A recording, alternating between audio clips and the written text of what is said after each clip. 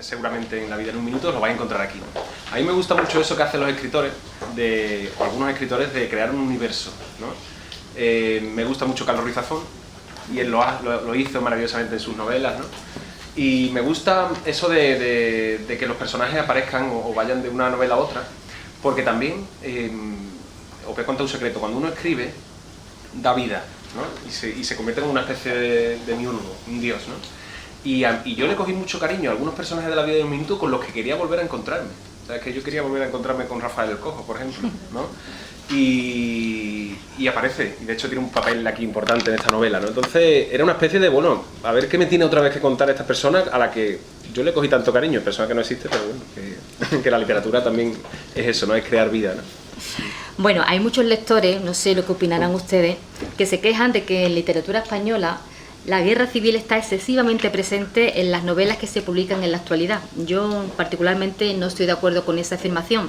La guerra civil es parte importante de nuestra historia y que jamás debemos olvidar. Mientras más leo sobre la guerra civil, ya sea a través de novelas, de ficción, ya sea a través de ensayos, más historias personales y más dramas humanos descubro. La guerra civil es como un pozo sin fondo, como un arcón enorme en el que cabe de todo, en el que uno puede encontrar historias que se parecen, pero que todas ellas tienen matices que las hacen diferentes. En este caso en concreto, tú rescatas la figura de las madrinas de guerra. Creo que poco se ha indagado en esa figura, con lo cual es muy interesante leer la novela porque vas aprendiendo quiénes eran estas mujeres y qué papel hacían. Me gustaría que desarrollaras un poco quién es esta chica, por qué escribían estas cartas, a quién, motivadas por qué. Bueno, la guerra civil es cierto que se ha escrito mucho, pero yo creo que queda mucho por contar, ¿no? Y además os lo digo no solo desde el punto de vista literario, sino también del punto de vista historiográfico. Es decir, la historia de la guerra civil todavía queda mucho por rescatar y también mucho por desmaquillar, ¿no? Porque hay mucha historia que tal vez nos han contado de alguna forma, que los historiadores hoy en día están contando de otra, ¿no? Y lo primero que he hecho precisamente antes de ponerme a escribir es leer muchísimo. El proceso de documentación de esta novela ha sido tal vez más largo que el proceso de escritura. Y he leído sobre lo que se escribe en la guerra civil porque quería escribir una novela que estuviese al tanto de un poco de cómo las corrientes historiográficas están tratando hoy en día el conflicto, ¿no? Es un conflicto donde caben muchos matices y donde donde había muchas historias, ¿no? Y una de ellas, una de tantas, era precisamente la de mujeres que escribían cartas a soldados para levantarles el ánimo, para que tuviesen el calor de unas palabras y no se sintiesen solos en el frente, ¿no? Eran soldados normalmente que no tenían con quién escribirse, o que no tenían familia, o que no tenían oportunidad de escribirse con alguien. Y yo llegué a esta historia de casualidad, no sé si tú me vas a preguntar después por eso. Bueno, pero tú, expláyate, ya reconduzco yo las preguntas. Llegué a esta historia de casualidad, de hecho, después de terminar de escribir La vida en un minuto, que fue en torno al verano de 2020, La vida en un minuto iba a publicarse, no, el verano de 2020 no, antes. Pero se iba a publicar en el año 2020, llegó la pandemia y se pospuso un año entero, ¿no? Y durante ese año, esa pandemia, con mi editora, con Clara, que es una editora maravillosa, estuvimos buscando qué podemos rescatar o qué historia, ¿no? Ahora podemos adentrarnos. La verdad es que yo tenía muchas historias, muchas ideas, pero nada en firme. Y de pronto leí un artículo de Arturo Pérez Reverte en el semanal. Él escribe una columna semanal o un artículo semanal, ¿no? Y el título del artículo es precisamente La madrina de guerra, ¿no? Y en él hablaba de su madre, Lolita, que le decían, que fue madrina de guerra de un soldado en Cartagena, de un soldado republicano. Y me llamó mucho la atención porque era la primera vez, o de las primeras veces que yo oía eso de la marina de guerra. Yo había leído mucho y había estudiado mucho sobre la guerra civil, pero no había oído hablar de las marinas de guerra por aquel entonces, ¿no? Y hablando con mi editora le dije, pues yo creo que aquí hay una historia donde podemos sacar algo, ¿no?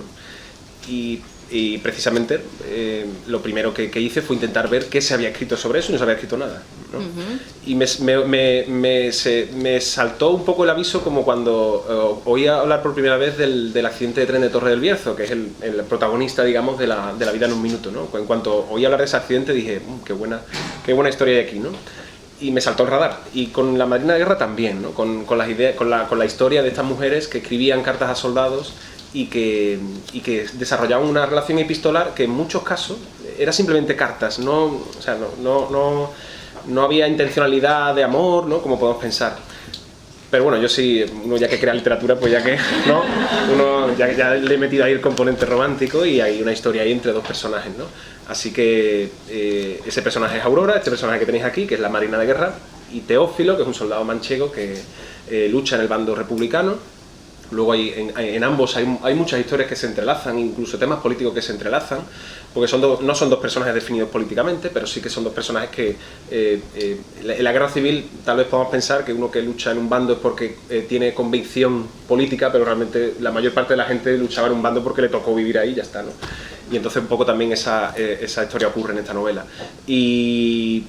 Y la historia va avanzando a través de esa relación epistolar de ambos y la vida de los dos, pues ya no me voy a contar más ahí, no en ese aspecto, pero se va a encontrar con mucha historia ahí. Corrígeme si me equivoco porque no sé si estoy en lo cierto. En principio el papel de la madrina de guerra es algo que surgió en lo que siempre se llamó el bando nacional, ¿es así? Porque en este caso en concreto, en la novela tú planteas una chica que es verdad que no tiene una identidad política, pero sí le escribe un soldado republicano.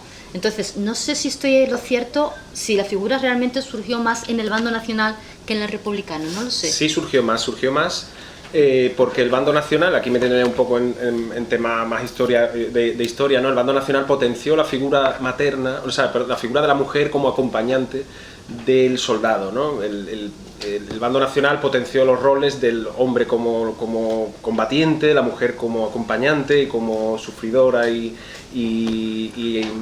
persona que ayudaba, mientras que las mujeres del bando republicano, hubo en el bando republicano movimientos políticos muy feministas también que reivindicaban a la mujer de otra manera, ¿no? La mujer miliciana, pero sí que hubo mujeres en el bando republicano, madrinas de guerra, ¿no? Es cierto que el bando nacional las potenció más, pero en el bando republicano también las hubo, eran más tardías y luego el destino de ambas fue muy distinto. Pues las madrinas de guerra durante el bando nacional fueron glorificadas, las marinas de guerra del bando republicano fueron tratadas de prostitutas, de mujeres de rojas, incluso fueron encarceladas y fueron muy distintas el tratamiento de ambas. Pero sí que es cierto que en el bando nacional fue una figura que se potenció más. Sé, has comentado, la documentación ha sido importante y creo te he escuchado en estos vídeos que tú cuelgas en YouTube que tú has tenido acceso a cartas reales. ¿Qué se contaba en esas cartas? Bueno, precisamente lo primero que yo quería leer para escribir una novela sobre cartas eran cartas, ¿no? Y uno puede esperar de unas cartas de la guerra civil un componente muy épico, no sé si me entendéis, ¿no? El encontrarnos cartas en los que la vida parece que se va a acabar y tengo que volcar todo lo que puedo decir, ¿no? Pero realmente eran cartas, me llamó mucho la atención, la mayor parte de ellas cotidianas, y eso es lo que yo quiero contar aquí, ¿no? Eran cartas de personas, por ejemplo los soldados, cuya mayor parte del tiempo se pasaban en la trinchera aburridos y jugando a las cartas, ¿no? Y ese aburrimiento lo paliaban pues precisamente escribiéndose con personas, con mujeres de muchos lugares, ¿no? En cambio las cartas de ella, de Aurora, tienen otro componente, porque Aurora vive en Madrid, ¿no? En la Madrid bombardeada y asediada por el bando franquista, y sus cartas son un poco más... hay más emoción ahí o una historia más emotiva, ¿no? Pero sí que con las cartas con las que yo me he ido encontrando son cartas donde hay mucho componente cotidiano. Yo precisamente es lo que yo quería encontrar, lo que yo quería desvelar aquí. Y también hay otro componente muy importante en las cartas que de primera uno puede pensar que no existe, pero sí que existía, que era la censura. Es decir, las cartas no podían quejarse los soldados, ¿no? Ambos bandos censuraban totalmente las cartas que salían y venían del frente, y no podía salir una queja de ningún soldado, ni tampoco podía venir la queja de la persona que le escribía al soldado, ¿no? Ni por supuesto decir que vamos a perder la guerra, ni que esto está perdido, ni que voy a morir, ni nada de eso. Entonces también, precisamente porque cuando empecé a escribir esta novela me encontré con el corsé de que, oye, si las cartas tienen que estar encorsetadas a eso, yo tengo que salirme de algún lado, y conforme vayáis leyendo nos encontraremos con que ambos personajes se escriben de muchas maneras distintas. Intentan, digamos, solventar esa censura del correo militar, escribiéndose a través de una vecina, escribiéndose a través de una persona que le manda la carta a otro, no sé cuánto, ¿no? Y eso lo encontraremos en la novela, ¿no? Porque yo quería precisamente que los personajes escribieran de forma sincera, sin tener miedo a que alguien le quitase una frase o lo que sea, ¿no? Por ejemplo, en la novela, ¿vale? avanzando un poquito y sin querer hacer mucho spoiler de ello, nos encontramos con que los personajes, depende del momento en el que se escriben y en el lugar en el que se escriben, ¿no? Terminan las cartas con un Viva la República o terminan las cartas con un Viva Franco, ¿no? Y eso pasa, y eso pasaba, ¿no? Y eso no es algo que yo me estoy inventando, sino que tenía que ocurrir, porque si lógicamente escribes desde el Madrid republicano, tú tienes que terminar con esa consigna, ¿no? Y desde el otro bando también. Entonces ha sido un proceso muy bonito el intentar reproducir cartas desde la cotidianidad de dos personas, dos chicos jóvenes que se escriben al principio sin ningún interés romántico, simplemente pues de hecho Aurora es Sumara la que le dice, oye, escríbele a un soldado que conoce a tu primo, tal, sin querer decir mucho más, ¿no? Ella tampoco quiere mucho y al final ahí hay una reticencia, pero luego la vida de ambos va a hacer que entrelacen, ¿no? No hacemos mucho spoiler si comentas eso. Es verdad que Aurora tiene un primo, se llama Gervasio, está en el frente, es compañero de trinchera de Teófilo. Teófilo es un chico que no tiene a nadie, no tiene absolutamente a nadie. Todos los soldados reciben cartas menos Teófilo. Gervasio le comenta estas circunstancias a su prima en una carta, a su prima Aurora, y ella, movida por su madre, siente compasión y dice, bueno, pues le voy a escribir a este chico. Estamos hablando mucho de cartas. ¿Leemos la primera carta? Yo creo que sí. No vamos a desvelar Tengo que mucho, deciros que es una novela epistolar también, porque no solamente hay narración y diálogo, sino que él va intercalando las cartas literales que Teófilo y Aurora se van remitiendo uno al otro. Entonces, la primera carta que Aurora le escribe a Teófilo dice así, permitidme la voz, la tengo un poquito regular, pero bueno. A la atención de Teófilo García. Me llamo Aurora Martín, tengo 18 años y vivo en Madrid. Mi primo Gervasio me ha dicho que sois amigos en el frente y que servís en la misma compañía. Él nos tiene al tanto de la situación de la tercera brigada, por lo que espero que no haya sido herido en los combates de la carretera de la Coruña, tan fieros como fueron. Te preguntarás por qué te escribo. Permíteme esta intromisión, pero mi primo me ha dicho que no suele recibir muchas cartas. Yo creo que no debería haber soldado en el frente que no reciba unas palabras de aliento o al menos la distracción del correo. Mi madre me ha dicho que en el bando faccioso hay chicas que se prestan a escribir a soldados de la misma forma en que lo estoy haciendo yo ahora contigo. Creo que se llaman madrinas de guerra o algo así. Si me lo permites, yo podía ser una especie de madrina de guerra para ti, pero no me lo digas mucho, que no me gusta demasiado como suena. Parece de mujer mayor, ¿no? Bueno, eso en caso de que decidas responderme. Si no, espero que estés bien y que puedas volver a casa sano y salvo. Un saludo y viva la República. Aurora.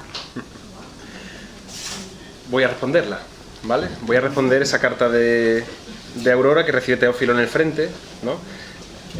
La escena es muy graciosa, o al menos yo quería hacerlo así, porque cuando llegaba el correo al frente, ¿no? Llegaba un militar con un zurrón y las cartas en burro, ¿no? Y llegaba y se ponía allí y decía, empezaba con un megáfono, con un aparato para intentar que se escuchara y que los soldados recibiesen esa llamada, ¿no? Y empecé a decir no sé quién, no sé cuánto, carta, ¿no? Y ahora el militar correo dice el nombre de Teófilo y Teófilo está allí y dice, bueno, esto no será para mí porque yo no voy a recibir, ¿no? Hasta que al final le dicen, yo, que es para ti la carta, corre que se te va el correo, ¿no? Y él responde de esta manera, ¿no? La tenía aquí cogida. Es la página. ¿Esa es la página cuál? Esta es la 73. Bien. 73. Dice, hola Aurora, tu carta ha sido toda una sorpresa para mí. Tienes razón tu primo Gervasio, no todos los días recibe uno correspondencia de una enfermera de Madrid dispuesta a entablar conversación. No conocía eso de las madrinas de guerra. ¿Qué cosas curiosas se ven en esta guerra? Y por supuesto que acepto. Mi madrina Jacinta murió cuando yo era niño, por lo que carezco de esa figura desde entonces. No sé muy bien qué te gustaría saber de mí.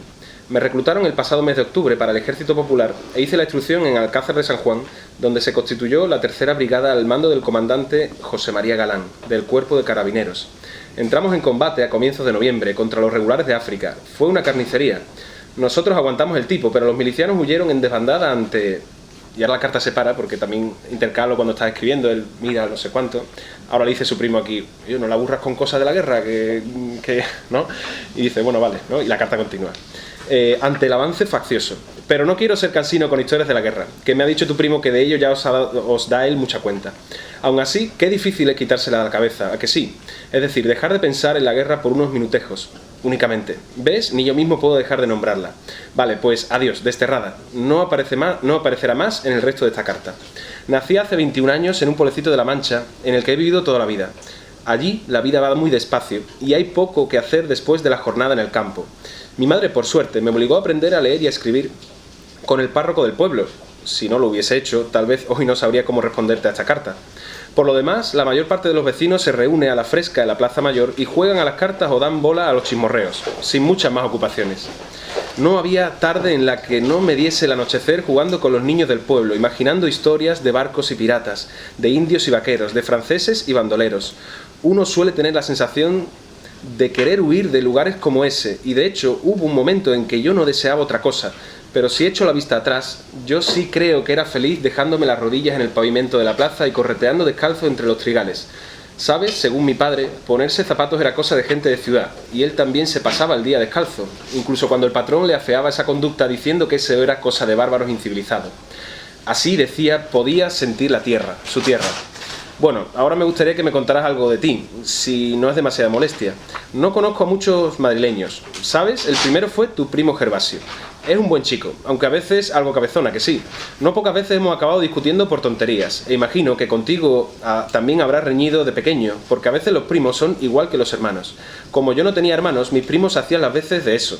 Pero no te vayas a confundir, le debo mucho a tu primo en esta guerra. Anda, no he podido remediarlo, se me ha escapado la guerra otra vez, disculpa. Espero que estés bien de salud, tú y tu familia. Me agrada mucho saber que arriesgo mi vida defendiendo Madrid por gente como vosotros. Ahora sí me despido, ya que el cartero debe estar a punto de irse y quiero que te lleve esta carta lo más pronto posible. Un saludo afectuoso y viva la República, Teófilo. Postdata, puedes llamarme Teo si quieres. Bueno, pues ya veis que las cartas por lo menos estas primeras cartas que se cruzan, pues son muy pueriles, que van contando cosas así muy simples y muy sencillas. Aurora tiene 18 años, a Teófilo le ha cogido la guerra en el bando que le ha cogido, no hay implicación ideológica de ningún tipo, simplemente obligación, venga, a vestir el uniforme y a luchar. Pero tú que has escrito la novela, tú que has desarrollado los personajes, cuéntanos un poco más, ¿qué esperan ellos de la vida? ¿Cómo vivían esos años tan complicados? Bueno, uno cuando tiene que afrontar una guerra, creo, es lo que yo intento reflejar aquí, muchas veces no piensa, ¿no? A uno le embarga el deseo de supervivencia. Yo creo que ese es el deseo que a uno le viene en situaciones de dificultad tan terrible como es una guerra, ¿no? Aquí no sabemos nosotros qué es vivir una guerra, ¿no? Pero realmente todas las guerras se parecen. O sea, en todas las guerras hay, y de hecho lo estamos viendo ahora en la guerra de Ucrania, situaciones que se han repetido desde la Segunda Guerra Mundial, la Guerra Civil Española, todas las guerras, ¿no? Violaciones de derechos humanos, situaciones terribles. Y yo creo que a lo que a ambos personajes les movía era el deseo de supervivencia, el deseo de sobrevivir, ¿no?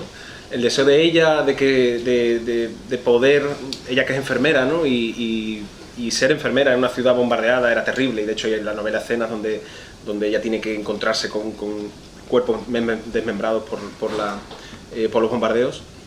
El deseo de ella era volver a casa ese día y que no le cayera una bomba en la cabeza en una Madrid bombardeada, ¿no? Y el deseo de él era simplemente que pasase un día más fumándose un cigarrillo al terminar el día en la trinchera.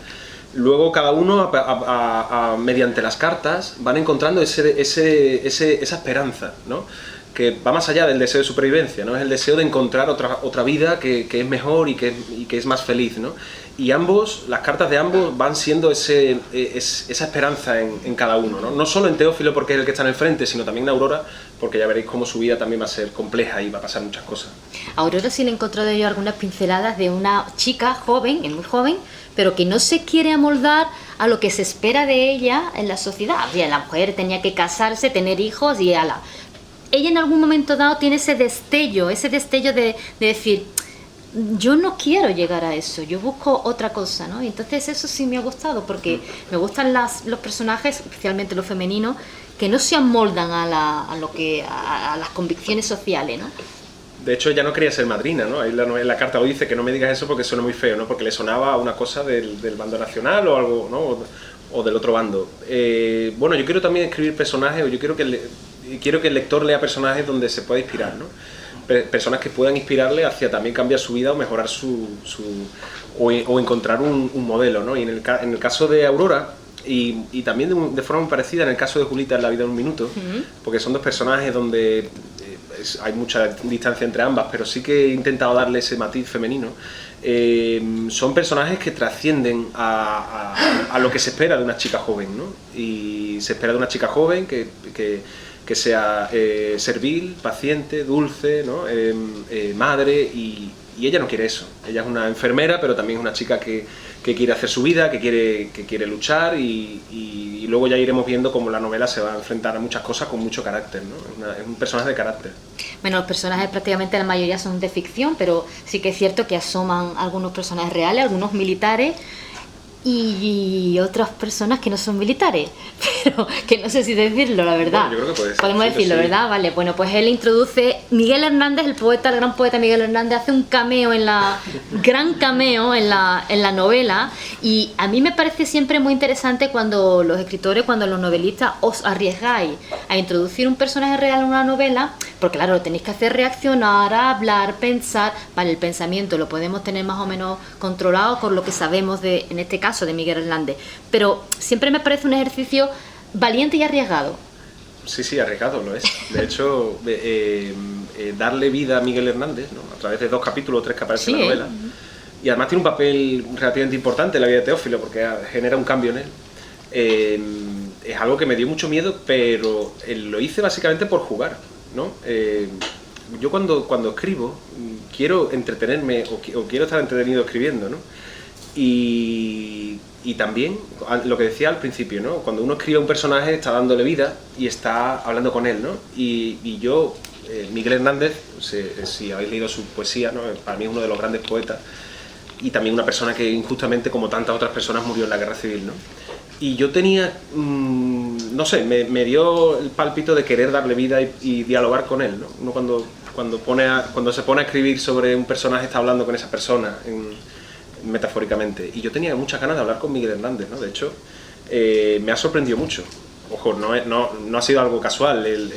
Esta aparición del personaje, he leído de hecho su biografía, no entera porque era bastante voluminosa, pero he leído parte de su biografía, he vuelto a releer muchas de sus poesías, varias semanas leyendo sobre Miguel Hernández, para que en los 3 capítulos que él apareciera nadie me pudiese decir que está desdibujado o que está, ¿no?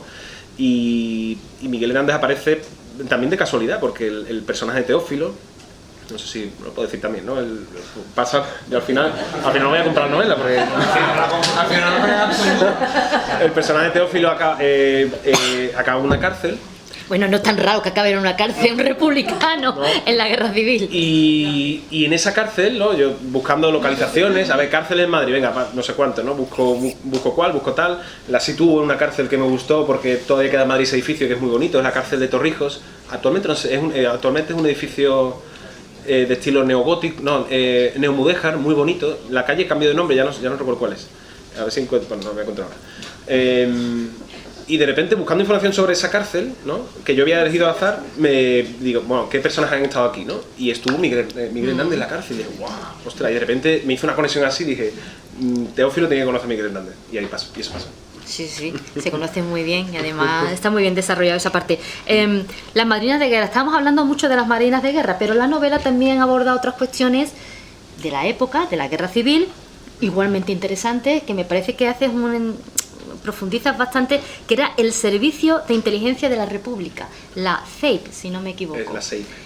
Entonces, a mí me ha gustado mucho aprender, saber cómo se gesta este servicio de inteligencia, cómo reclutaban a los espías, porque al fin y al cabo, claro, un servicio de inteligencia tiene que tener espías, ver cómo se adentraban, cómo hacían las misiones, cómo se adentraban en el bando enemigo.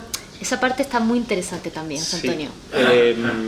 Hay una trama importante de la novela, o bastante de la novela, donde la novela es una trama de espionaje y tiene también su parte de importante. Ambos personajes tienen unas historias ahí relacionadas con eso. Y buscando historias sobre la guerra civil precisamente, tampoco se había escrito mucho sobre el espionaje. El espionaje nacional sí se conocía, porque luego tuvo muchas vinculaciones el espionaje de Franco con la Segunda Guerra Mundial, y se había escrito mucho, pero no se ha escrito tanto sobre el espionaje republicano, ¿no? Y yo me propuse también que esta historia también tenía relación con eso, ¿no? Y de hecho leí una tesis doctoral de un doctor, Hernán Rodríguez de León, y de hecho él leyó la novela y me ayudó muchísimo, y los agradecimientos lo pongo, ¿no? Y él me decía, el espionaje republicano, al contrario que el franquista, fue la cosa más de andar por casa que hubo la guerra. Fue una cosa de un pobre soldado al que le dan una misión, pero apenas tiene nada que hacer y se tiene que adentrar en las líneas enemigas, y aquello puede salir como salieron. Y me dijo, tienes que reflejarlo así en la novela, ¿no? Uno está acostumbrado al glamour del espía, ¿no? a que el espionaje es algo muy glamuroso, ¿no? Que estamos acostumbrados a las novelas de, a lo mejor, de Arturo Pérez Reverte, ¿no? de sus novelas de espionaje. Pero ese espionaje republicano en la guerra civil fue muy de andar por casa, y yo creo que eso se refleja también en la novela, ¿no? Es curioso, por ejemplo, obviamente, que ellos cuando desempeñan alguna misión por ahí se adentran en el bando nacional buscando pues saber cómo se iban a mover las tropas, por dónde iban a atacar. Van cambiando de nombre, pero ellos en clave me parece muy simpático esto. Ellos en clave además tienen sus nombres. Uno se llama U6, U6, el otro E15, y eso me parecía... Sí, y es real, ¿eh? Es real, ¿no? Sí, eso es quería real, preguntarte, ¿no? Si esto es real, si tenían esos nombres. Sí, es real. Sí, usaban esos nombres en clave. Es curioso, es curioso. Y luego, pensándolo bien, todavía está incluso por estudiar, me decía el doctor el historiador, el papel realmente que tuvo la guerra civil, el espionaje de ambos bandos, ¿no? Hay mucha más importancia de la que parece en la victoria de Franco del espionaje, de cómo los espías pudieron sobreponerse, o sea, pudieron saber cuáles son los planes del enemigo, porque al final una guerra es adelantarte al enemigo, ¿no? Entonces en la novela se refleja un poco esos movimientos de tropas, ¿no? Esa zona de retaguardia que es muy fluida, porque van entrando espías de un lado, espías de otro, y se van preguntando, ¿no? Llegas a una taberna, intentas reclutar información, y eso también tiene una parte importante de la victoria final del régimen franquista en la guerra civil, y que tal vez no esté todavía muy documentada. En la población civil, dentro de la novela, en Aurora, en su familia, su padre, su madre, siempre va a flotar sobre las familias así más sencillas, ¿no? Que ese peso, esa incertidumbre, ese miedo, porque tú no sabes a quién tienes al lado. Tenían que medir mucho sus pasos, medir muchísimo sus palabras, no señalarse, porque claro, en función de muchos eran chivatazos y iban a por ello. Entonces todo ese aire de agobio, de asfixia, de cuidado con lo que dice, se respira en la novela. La has conseguido transmitir muy bien. De hecho, eso era la ciudad de Madrid durante la guerra civil, ¿no? Tenemos que, para situar un poco, Madrid es una ciudad que queda del bando republicano y que es el objetivo fundamental del bando franquista durante la guerra. Y dentro de la ciudad de Madrid hay aquello que se llamó la quinta columna, ¿no? Que es decir, personas que dentro de la ciudad están ayudando a que el bando franquista gane la guerra y conquiste la ciudad, ¿no? Por tanto, eso hizo que se generara un estado de miedo y de histeria dentro de la ciudad, donde todo el mundo cualquier persona con la que te encontrabas podía ser realmente un quinta columnista, o podía estar intentando buscar a los otros, y ahí se desataba un terror terrible, que también era el de las checas y el que también se refleja en la novela, ¿no? Ese estado de histeria donde milicias anarquistas, milicias comunistas salen a la caza de cualquier persona que pudiesen haberle dado un chivatazo de que fuese colaborador del bando franquista, ¿no? Es decir, ese estado de miedo que se reproduce también en todas las guerras, ¿no? Todas las guerras tienen eso, desde la guerra de Ucrania, de ahora, hasta la guerra civil española y cualquier otra, ¿no? En todas las guerras, cuando el Estado pierde el monopolio de la violencia, ¿no? Se desata todo tipo de violencias, y eso es lo que intentó reflejar también la guerra civil, bueno, en la novela. Por no hablar de los secretos que se tienen, generalmente todo el mundo tiene secretos, pero en la novela también vamos a descubrir personajes que tenían mucho que ocultar, mucho, tanto en un lado como en el otro, y entonces hacen todo lo posible por mantener silencio, y que lo que hayan hecho, lo que sean, lo que piensen, no se descubra, precisamente para eso, para no señalarte. Entonces es muy interesante también leer la novela, porque no solamente la parte histórica, sino también porque hay mucho suspense, y quedas ahí un poco, el lector se queda ahí un poco ahí con la incertidumbre y el suspense de a ver qué es lo que va a pasar con estos personajes, que sabemos lo que tienen que ocultar, pero que no sabemos si alguien lo descubrirá.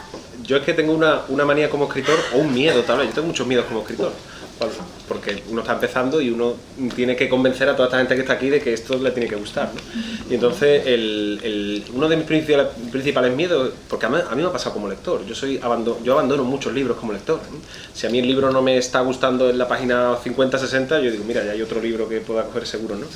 Y entonces yo tengo la manía, y mi editora me dice, yo tranquilo, porque realmente, o sea, la novela está muy bien, pero tengo siempre la necesidad de generar en el lector esa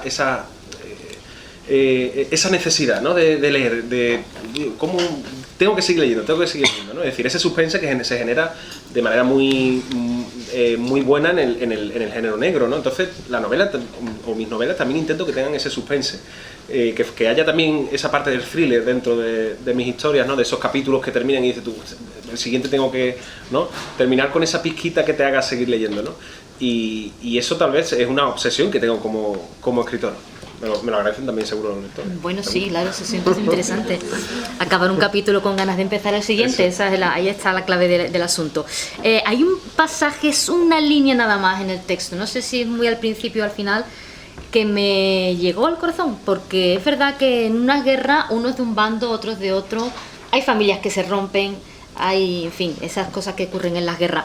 Pero hay un personaje que le dice a otro, no es cuestión de ideología, sino de humanidad. Y a mí esa frase me llegó, porque dije, es verdad, independientemente de que tú estés en el bando correcto o incorrecto, que en una guerra no hay ni vencedor ni vencido, todos pierden, pero muchos se movían movidos por la humanidad, por ayudar al otro, aunque el otro fuera del otro bando. Entonces, es verdad que ese rescoldo de humanidad, lo más noble del ser humano, sí está en las guerras también. No todo es crueldad, no todo es muerte y destrucción. Precisamente eso es una marina de guerra, ¿no? Es decir, es una persona que se esfuerza en que otras personas que están luchando en el frente y muy lejanos a él, pues tengan una esperanza para seguir combatiendo al día siguiente, ¿no? Entonces yo lógicamente he intentado contar una historia de esperanza, una historia de humanidad, una historia de personajes que quieren seguir adelante y quieren sobrepasarse a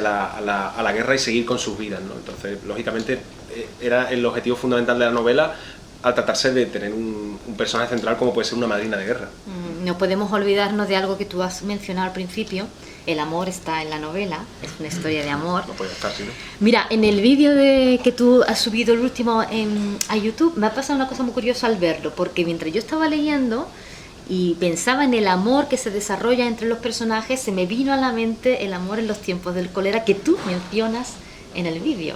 Y es que es verdad, se conecta, hay una conexión ahí.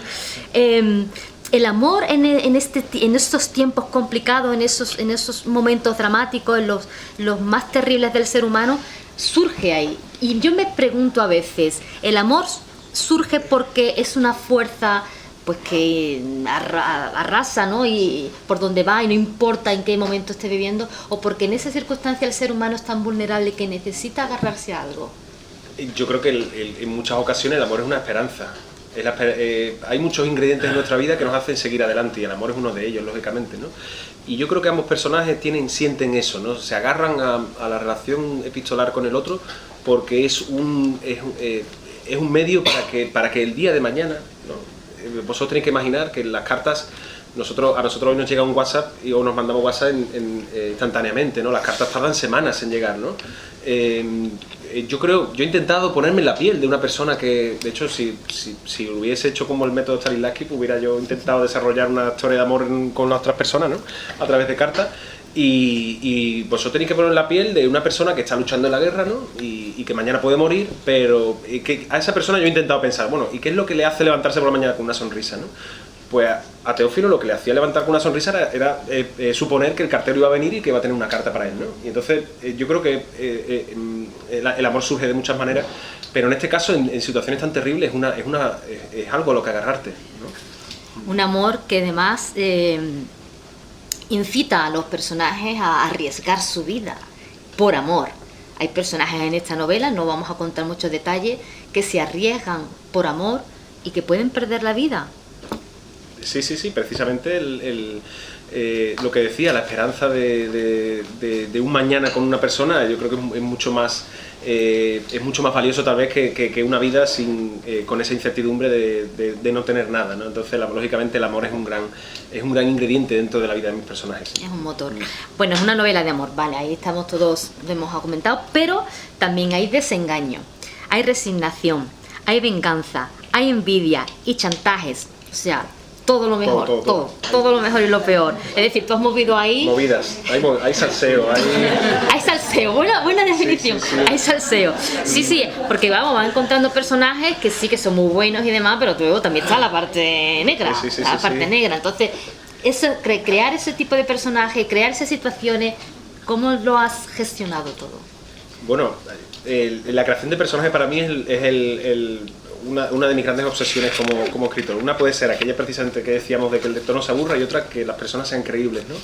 Y a mí tampoco me gusta cuando el escritor te pone a un personaje de malo, ¿no? Este es el malo, anda, tú ódialo, ¿no? No me gusta eso, ¿no? A mí me gusta jugar con la ambigüedad de los personajes, ¿no? Y me gusta que los personajes sean personas que se equivocan y cometen maldades, pero también bondades, y hay un arco de redención ahí. Y yo creo que eso está en todos los personajes, ¿no? Teófilo es un personaje que se equivoca mucho y que mete la pata, y luego incluso el personaje que tú puedes pensar que es el malo, luego también tiene su corazoncito, ¿no? Entonces yo he intentado crear personajes creíbles. O sea, todo aquí... ¿Quién no es el villano aquí de la historia de otra persona? Puede serlo, podemos serlo todos, ¿no? Pues precisamente eso es lo que yo he intentado crear, ¿no? Tú imagino que del proceso de documentación te habrás ido encontrando con cosas, con anécdotas, con cosas curiosas que creo que has ido volcando en la novela.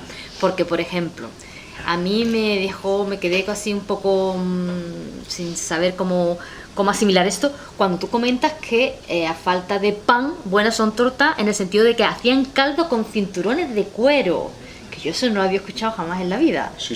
La verdad, no había escuchado. Pues, luego que había una biblioteca itinerante que visitaba al frente cada 2 días. Me pareció maravilloso esto.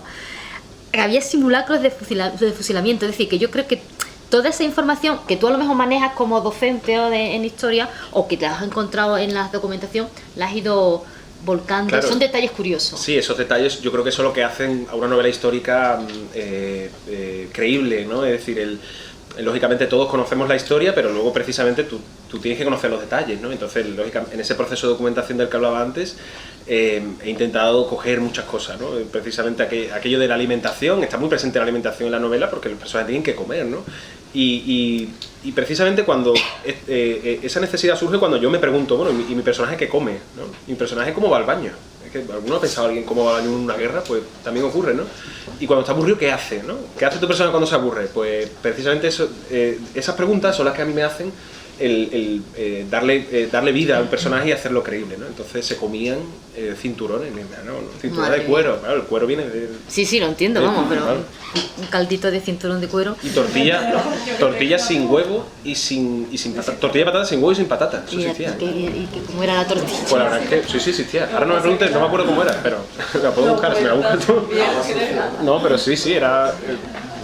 Está en la novela, parece, sí. Ay, no me acuerdo de eso, sí. No me acuerdo. Bueno, estaba hablando de la documentación.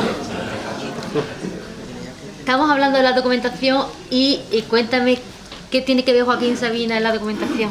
Oh, qué buena esa anécdota. Bueno,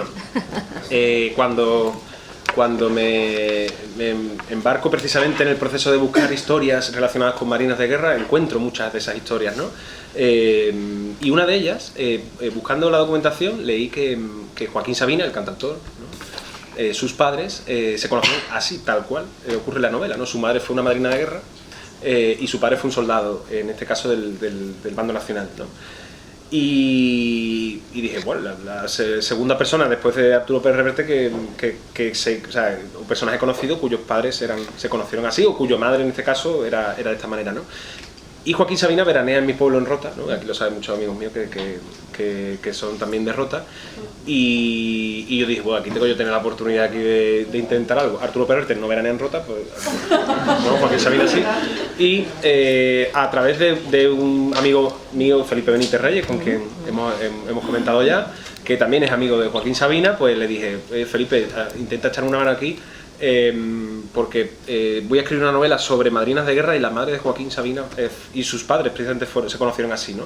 Lo primero que me dijo, imposible, o sea, Joaquín Sabina es un hombre total y absolutamente inaccesible. De hecho, en Rota él no se lo ha visto nunca. Él veranea en Rota, pero se ha visto dos veces en Rota, ¿no?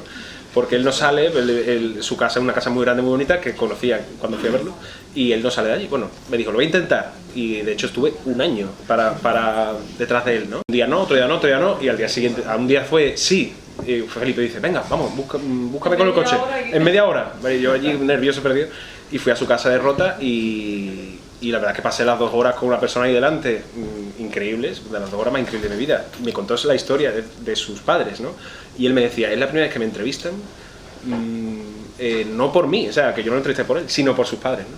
Y la verdad es que me contó una historia muy interesante y hay parte de esa historia también en la Marina de Guerra, sí. Bueno, estamos hablando de Joaquín Sabina, de Felipe Benítez Reyes, con el que tú tienes una vinculación. También lo tenías con Almudena Grandes, con la gran Almudena Grandes, que ya no está con nosotros. Yo sé que tú has hablado con ella muchas veces. Me gustaría saber qué te aconsejaba Almudena. Bueno, Almudena, yo tuve la inmensa suerte y honor de poder tener una cierta relación cercana con ella cuando ella veraneaba también en Rota, ¿no? En Rota hay algo que le dicen el Club de Rota, que son una serie de escritores, artistas además que se reúnen, ¿vale? Yo no estoy ahí, ¿vale? Bueno, todo llega. Pero que son, ¿no? Luis García Montero, Almudena Grandes, Benjamín Prado, Sabina, Felipe Benítez Reyes, ¿no? Leiva algunas veces, por allá había mucha gente, ¿no? Y Almudena Grandes era una de ellas, y Almudena Grandes leyó una primera novela que yo hace ya más de 10 años autopubliqué, que no sé si conoces, que es Mariela 1972, un asesinato en Rota, ¿no? Yo tenía 23 años, escribí una novela con todos los errores de escritor de la vida, pero yo tengo mucho cariño. Y ella la leyó, le llegó y le gustó, y de hecho me mandó un correo que todavía a día de hoy guardo, donde me dijo que, dice, tú tienes algo que no todos los escritores tienen, que es, los escritores son como unos thrilleros, ¿no? Es decir, el escritor tiene que coger al lector, cogerle la bolita, ponérsela aquí, enseñársela aquí, y el lector tiene que estar atento y no sabe por dónde le va a salir la bolita. Dice, y eso no lo tiene todo el mundo y tú lo tienes. Y yo tenía 23 años cuando me dijo eso en una grande, no puedo imaginar lo que significó, ¿no? Y luego a partir de ahí, pues cada verano quedaba con ella un rato o la veía en un chiringuito y coincidíamos y me dijo que perseverase. Eso fue uno de sus mayores consejos, ¿no? Yo con la vida en un minuto la había terminado de escribir. De hecho, en el año 2016-17 ya estaba con la novela terminada, ¿no? Y yo le decía, no sé qué hacer con esta novela, la quiero publicar, una editorial de autoedición, o la autoedito, tal. Y me dijo, espérate, encuentra tu momento. Y la vida me hizo que encontrase ese momento, ¿no? Y bueno, eso es uno de los grandes consejos que me dio. Y la última vez que quedé con ella, que es lo que te comentaba antes, ¿no? Fue el verano pasado. Ella falleció por una enfermedad larga, ¿no? Y la última vez que la vimos en Rota estaba para mucha gente irreconocible, ¿no? Sí, con el pelo corto, pero conservaba esa fuerza y esa energía que ella tenía, que era una mujer muy chapalante. Y yo me senté con ella al lado, estábamos firmando y le conté, pues mira, he escrito una novela sobre la Marina de Guerra, o la estoy escribiendo, de hecho la estaba terminando de escribir entonces, ¿no? Voy a quedar con Joaquín Sabina, y me dijo, pues échale tiempo, ¿no? Me dijo. Y sí, algo así, ¿vale? Y le dije, pues, pero tengo un miedo terrible con esta novela, porque La vida en un minuto está gustando mucho, y me estoy encontrando con lectores muy entusiasmados, y quiero que esta novela también guste y entusiasme, ¿no? Y me dijo, es que los escritores tendríamos que pasar de la primera a la tercera novela, ¿no? La segunda como que no tenía que existir, ¿no? Para quitarnos ese miedo, ¿no? Y me hizo mucha gracia eso que me dijo, y aquella noche pues estuve con ella, fue la última vez que nos vimos, pero sí que la guardo en el recuerdo y ha sido una de esas personas, como tantas otras personas, que me han ido dando empujoncitos para llegar hasta aquí. La verdad que es una pena que nos haya dejado, porque era una grandísima escritora. Y de hecho es un espejo con el que yo creo que todos los que escribimos intentamos copiar a alguien, o todo el que crea algo. Y en mi caso Almudena Grandes era una persona a la que yo intentaba imitar. Mira, yo no sé exactamente por qué, bueno, lo has explicado, a ti te gusta, hay personajes de la primera novela que no querías abandonar y dejarlos, pero cuando yo descubrí que tú habías usado personajes secundarios para hacerlos más protagonistas en esta, yo no puedo evitar pensar en Almudena, en sus episodios de La Guerra Interminable, porque ella lo hacía así. Ella cogía personajes de una novela que eran secundarios y los hacía protagonistas de la siguiente. Entonces yo dije, jolín, que no sé si lo hiciste así, pero digo, jolín, qué homenaje más bonito a Almudena, ¿verdad? Me sorprendió muchísimo, porque además ella lo hacía en estos, en saga. Exactamente, y entonces me pareció muy bonito. Bueno, yo no sé si tenéis alguna pregunta, porque aquí estamos dos hablando, pero me gustaría que los demás también hablarais. Que os animarais a preguntar alguna cosa sobre el libro, sobre los Ocapitesca. Yo suelo ensayar siempre preguntas con gente, pero en este caso no lo he hecho, ¿vale? Así que... ¿Nadie se ha traído una chuleta o algo? Yo suelo decir, oye, pregúntame esto porque es buena pregunta. Es que se así han tocado muy bien todo. Sí, no, todavía me quedan. Todavía me queda alguna preguntilla. No sé, ¿a alguien se le apetece, no sé, preguntar algo? ¿Qué es lo que estás escribiendo ahora, por ejemplo? Si estás escribiendo algo, que no lo sé. Pues esa no nos vale, esa pregunta no nos vale. Esa pregunta la quitamos. Nadie se anima a preguntar nada, ¿no? Bueno, y pensando, esto pasa como en el colegio. Bueno, y pensando, venga, va. ¿Sí, alguien?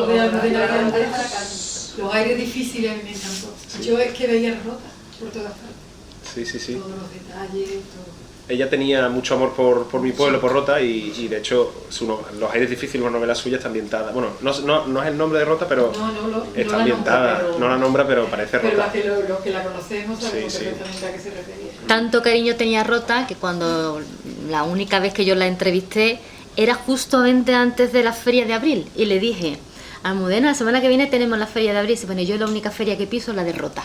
Fue lo que me dijo y ella. Yo tengo fotos con Almudena Grandes en la feria de Rota. Sí, dice, la única feria que piso es la de Rota. Bueno, esta es una novela extensa, pero la verdad que se lee con una facilidad absoluta. Pero me gustaría que me hablaras un poco sobre la estructura, porque hay saltos en el tiempo. Es decir, no es una novela lineal y cronológica, sino que él va jugando con el tiempo y va adelantando y atrasando episodios. ¿Desde qué año a qué año abarca y por qué esta estructura? Bueno, eso los lectores de La vida en un minuto también se encuentran eso, ¿no? A mí me gusta mucho el jugar con el tiempo en la novela, ¿no? Y en este caso es más lineal todavía que La vida en un minuto esta novela, pero he utilizado, hablaba antes de copiar, ¿no? Parece que copiar está muy mal visto, pero realmente todos los artistas copian todo, ¿no? Decía Picasso que él lo único que hacía era copiar una cosa y otra. Y en este caso, habías citado tú El amor de los tiempos del cólera de Gabriel García Márquez. Cuando yo tenía claro que quería escribir la historia de una madrina de guerra, no sabía qué historia quería contar, ¿no? Y por aquel entonces me encontraba leyendo El amor de los tiempos del cólera de Gabriel García Márquez, ¿no? Si no habéis leído aquí ahora, pues la recomiendo muchísimo, ¿no? Cuenta una historia muy larga de dos personajes cuya vida parece que van haciendo así, ¿no? Y yo dije, ¡buah! Esta es la historia que yo quiero contar, ¿no? Entonces, en la novela El amor de los tiempos del cólera, hay un presente, luego un pasado, luego vamos volviendo, y en este caso la novela es igual, ¿no? La novela parte del año 1977, creo que es, el 77. Que creo que es el primer capítulo de cada bloque, ¿no? Eso es, justo. Ahí son 4 bloques, parte del año 1977, con Teófilo y Aurora con 60 años, ¿no? Ambos, os lo digo porque realmente el primer capítulo, ambos con una vida totalmente distinta, y pasa algo que ambos en el año 77 se encuentran, y luego ya le digo al lector cuándo, ya vamos al año 36, que es cuando es el pasado, ¿no? Y entonces continuamente nos vamos encontrando con los niños, los jóvenes de 21 y 18 y las personas maduras de 60 años, ¿no?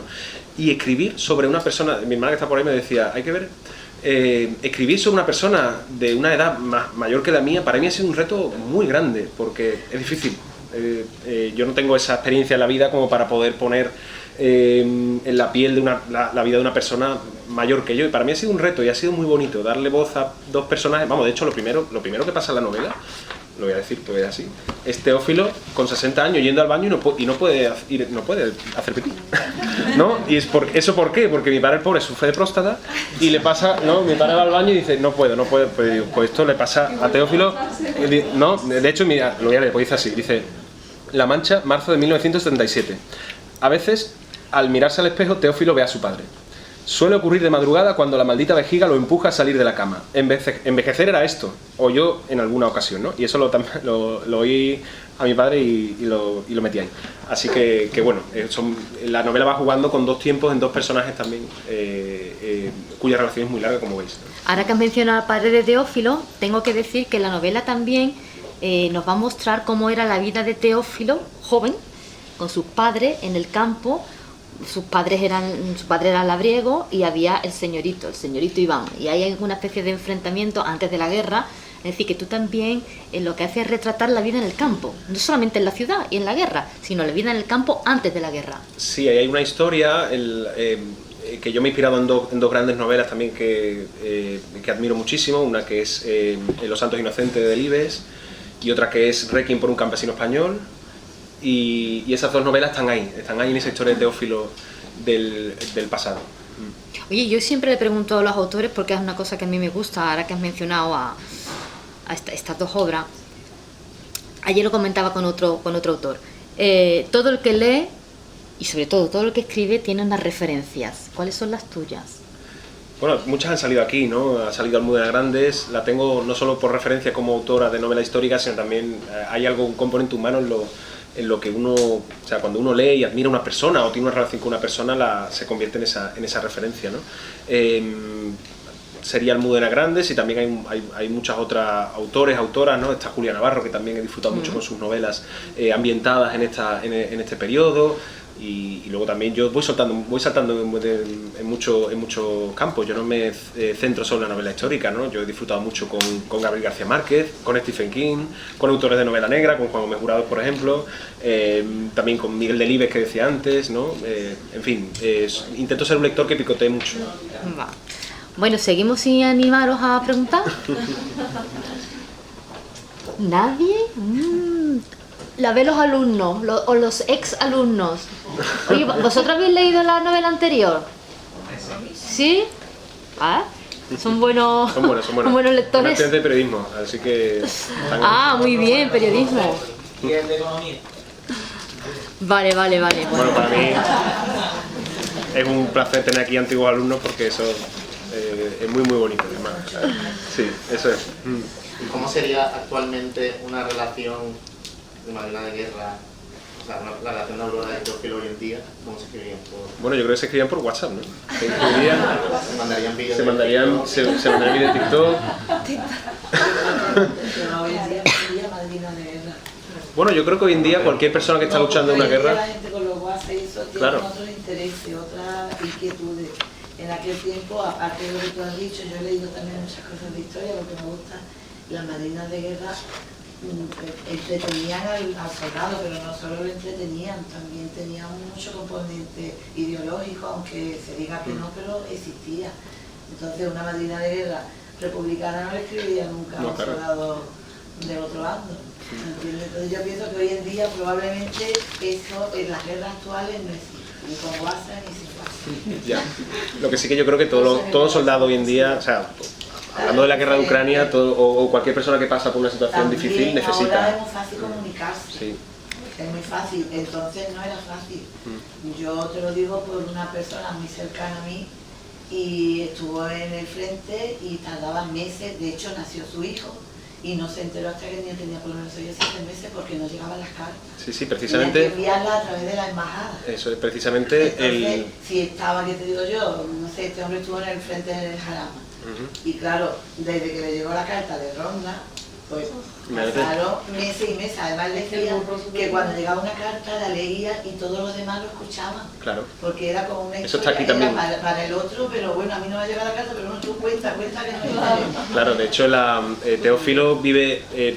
bueno, yo he tenido que investigar cuál es la vida de un soldado en la guerra, ¿no? La trinchera vivían en cuadrilla, cada cuadrilla vivía en un habitáculo pequeñito, eran 4 o 5, y la vida eran ellos, esa era la vida que vivían, ¿no? Y ellos se leían las cartas entre ellos, se ayudaban a escribir, porque el soldado que sabía escribir no era mayoritario. De hecho había, más en el bando republicano que en el franquista, había un gran intento de ayudar a escribir cartas y enseñar a leer y escribir, ¿no? Y otra cosa que he tenido que aprender en esta novela es a ver cómo funcionaba el tema postal en la guerra civil. Y tiene un mundo eso, porque claro, las cartas iban en burro, ¿no? O sea, imaginaos, ¿no? Iban en burro. Fíjese usted que acaba de comentar usted algo yo investigando un poco sobre las madrinas de guerra por internet me encuentro un artículo periodístico en un diario de Segovia que habla de un soldado republicano en Guadarrama. Tenía una madrina de guerra, pero era falangista, Sí, y además era de la alta sociedad. Se casaron en la cárcel de Alcalá de Henares. Son los padres de Luz María. Exactamente, exactamente. Y ellos se vieron después, claro, obligados a quemar esas cartas para no traicionarse el uno a otro, para no delatarlo el uno a otro. Eso es un libro que escribió una autora que se llama Luz María, estuve en contacto con ella. Sí. Le dije, sus padres eran soldados republicanos y su madre madrina falangista, se escribieron. Y le dije, mira, yo quiero escribir una historia muy parecida a la de tus padres. Y me dijo, vale, pero no me la quites.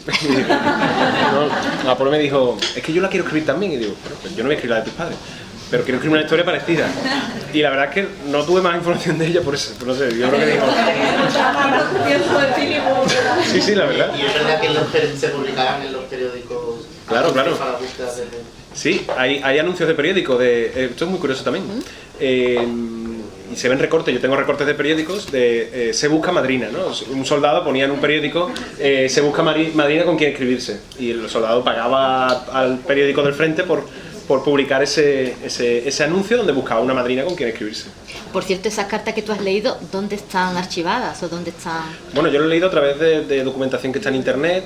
Hay libros de historiadores que reproducen cartas. Hay varios libros que he leído que reproducen cartas, es decir, no la he leído, algunos seguramente estaré imaginando, no, yo leyendo la carta, pero no, eso no he tenido esa suerte de leer la carta original, pero sí que en internet hay mucha documentación al respecto, sí. Bueno, que nadie se va a animar, además de... Yo tengo una pregunta. Ah, bien. Venga, Acerca del componente de la juventud dentro de la guerra, ¿cómo lo identificarías? Por ejemplo, en esta nueva novela. Los jóvenes en aquel Los entonces. jóvenes. Bueno, los jóvenes en aquel entonces vivían en una... Podéis imaginar, vivían en una España muy, muy politizada, ¿no? Es decir, el componente político... no sabría decir si incluso hay un reflejo hoy en día, lógicamente no, pero sí que vivían en una España muy, muy politizada, ¿no? Tenemos que entender que los años 30 del siglo pasado fueron años terribles donde muchas ideologías intentaban moldear la sociedad y generar una sociedad nueva, ya sea desde el anarquismo, desde el comunismo, desde el fascismo, ¿no? Y entonces los jóvenes estaban muy permeables a eso, ¿no? Y de hecho las juventudes tenían un peso muy grande, las juventudes ideológicas y políticas en cada uno de los bandos, ¿no? En este caso Teófilo es un personaje que ya iréis descubriendo, pero es un personaje que por razones de su pasado, que se irá descubriendo a través de la novela, no es un personaje político que tenga una convicción política fuerte, sino más bien que se encuentra en la guerra, como también otros tantos, porque tienen que encontrarse ahí, porque de hecho en la guerra hubo reclutamientos de quintas, ¿no? Es decir, se reclutan soldados, como se ha hecho siempre, y tú, venga, para el frente. Y en este caso fue lo que pasó a este personaje. Y una pregunta un poco ansiosa, la siguiente novela, ¿de qué es?